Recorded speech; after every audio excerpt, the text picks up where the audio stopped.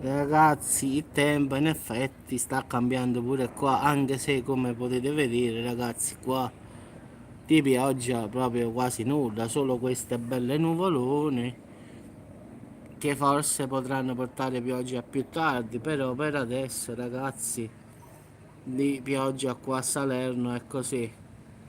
In effetti ci sta questa nuvola qui, centrale, dove sta il mare, sperando che poi più tardi possa veramente fare un po' di pioggia, quindi credo che forse più tardi pioverà pure qua, anche perché Napoli sta da questa parte, però non è che ci sta proprio un cielo nero nero in effetti, ragazzi, quindi in effetti ci sta solo questa nuvola qua davanti, un po' più scura delle altre, però il mare si vede perfettamente all'orizzonte, quindi eccolo qua, ho fatto l'ingrandimento, quindi in effetti il tempo qua è ancora, non dico buono buono, però non piove, quindi come potete vedere non ci sta nessuna pioggia, solo nuvoloni, montagne, mare, quindi diciamo è normale, quindi per adesso perlomeno qua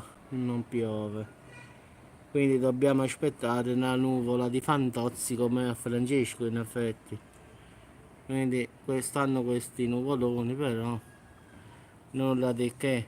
Giuro che stanotte se fa la pioggia faccio la diretta 24 ore. Metto il cellulare, lo appoggio qua sopra e faccio la diretta 24 ore. Vabbè ragazzi, vi saluto, quindi per ora qua nulla. Solo questa grande nuvola e basta. Quindi se piove ragazzi diretta live subito, non mi interessa. Devo vedere fulmine al mare, tempeste, tutto questo devo vedere. Qualcuno mi ha detto Giuseppe, ma tu che cerchi? Appunto questo. Fulmine, vento, tempesta, cose che non vedo da un sacco di tempo. Dice, ma ho fatto un video dove ho detto ha fatto un po' di pioggia stanotte e qualcuno dice Giuseppe, ma allora che cosa vuoi?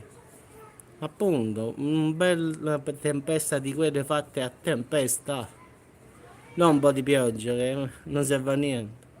Anche perché qua le temperature stanno ancora molto molto alte. Vabbè ragazzi, se incomincia a piovere diretta subito, quindi che ora è non mi interessa.